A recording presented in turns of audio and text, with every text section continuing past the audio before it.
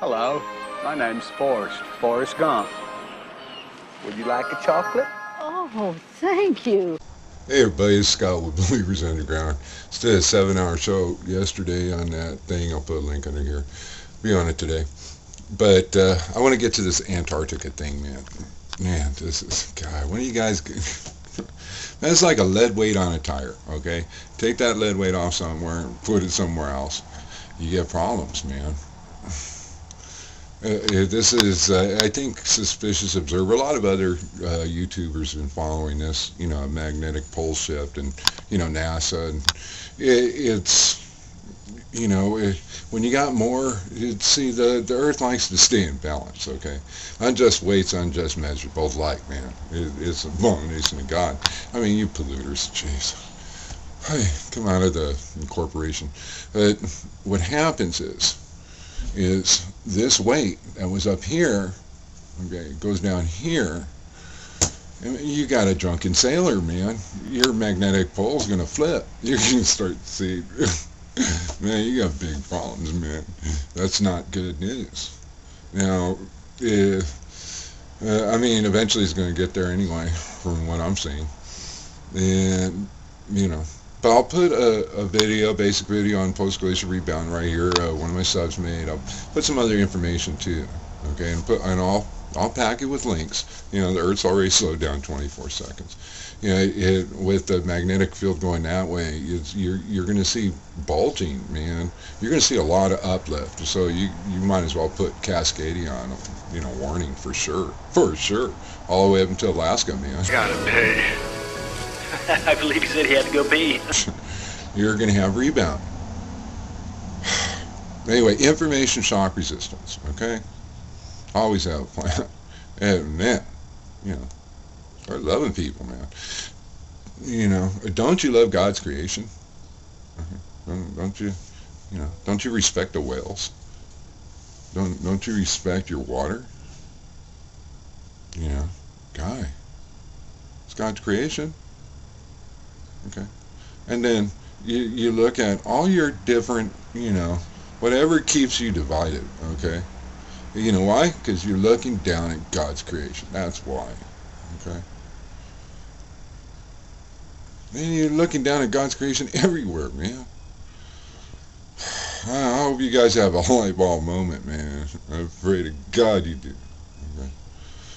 Because the post-glacial rebound effect, either way, you got massive loading, unloading of weight, it's slowing your planet down. It's going to slow it down a lot.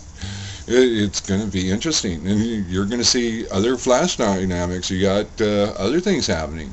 Once that ice is gone up there, then the oceans are going to just continue to heat up. It's eventually just going to take out that ice down there too.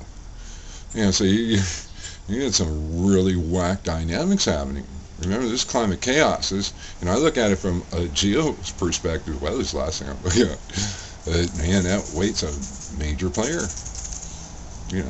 Anyway, enjoy the other stuff and have a good one, man. They should have listened to me. What's my destiny, Mom? You're gonna have to figure that out for yourself.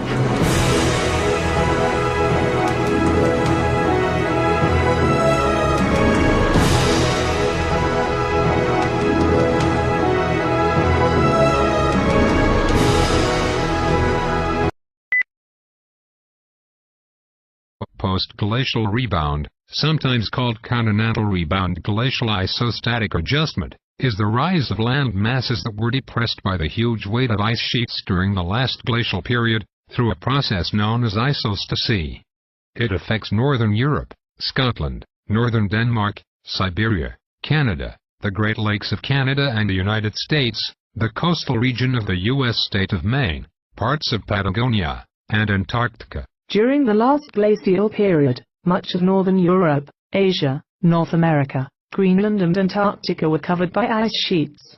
The ice was as thick as 3 kilometers, during the last glacial maximum about 20,000 years ago. The enormous weight of this ice caused the surface of the Earth's crust to deform and warp downward, forcing the viscoelastic mantle material to flow away from the loaded region. At the end of each glacial period, when the glaciers retreated, The removal of the weight from the depressed land led to slow and still ongoing uplift or rebound of the land and the return flow of mantle material back under the deglaciated area. Due to the extreme viscosity of the mantle, it will take many thousands of years for the land to reach an equilibrium level. Studies have shown that the uplift has taken place in two distinct stages. The initial uplift following deglaciation was near instantaneous due to the elastic response of the crust as the ice load was removed. After this elastic phase, uplift proceeded by slow viscous flow, so the rate of uplift decreased exponentially after that. Today, typical uplift rates are of the order of 1 centimeter per year or less. In Northern Europe, this is clearly shown by the GPS data obtained by the Bifrost GPS network.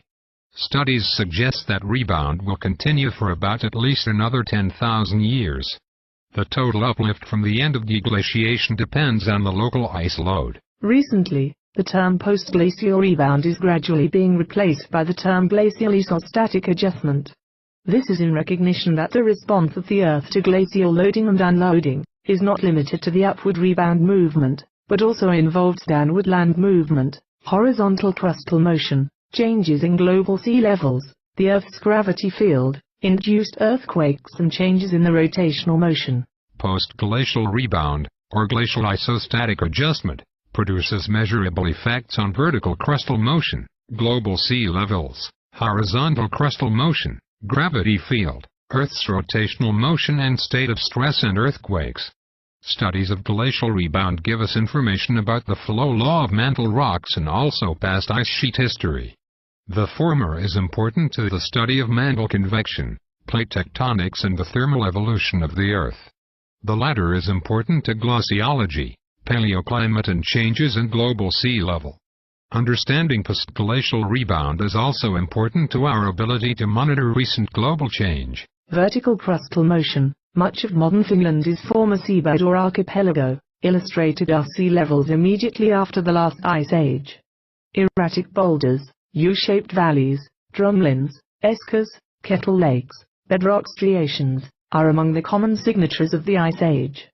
In addition, post-glacial rebound has caused numerous significant changes to coastlines and landscapes over the last several thousand years, and the effects continue to be significant. In Sweden, Lake Mälaren was formerly an arm of the Baltic Sea, but uplift eventually cut it off, and led to its becoming a freshwater lake, in about the 12th century, at the time when Stockholm was founded at its outlet. Marine seashells found in Lake Ontario sediments imply a similar event in prehistoric times. Other pronounced effects can be seen on the island of Åland, Sweden, which has little topographic relief due to the presence of the very level Stora Älvret. The rising land has caused the Iron Age settlement area to recede from the Baltic Sea, making the present-day villages on the west coast set back unexpectedly far from the shore. These effects are quite dramatic at the village of Ulby, for example, where the Iron Age inhabitants were known to subsist on substantial coastal fishing. In Great Britain, glaciation affected Scotland, but not southern England, and the post-glacial rebound of northern Great Britain up to 10 centimeters per century is causing a corresponding downward movement of the southern half of the island, up to 5 centimeters per century. This will eventually lead to an increased risk of floods in southern England and southwestern Ireland. Since the glacial isostatic adjustment process causes the land to move relative to the sea, ancient shorelines are found to lie above present-day sea level in areas that were once glaciated. On the other hand, places in the peripheral bulge area, which was uplifted during glaciation, now begins to subside. Therefore, ancient beaches are found below present-day sea level in the bulge area.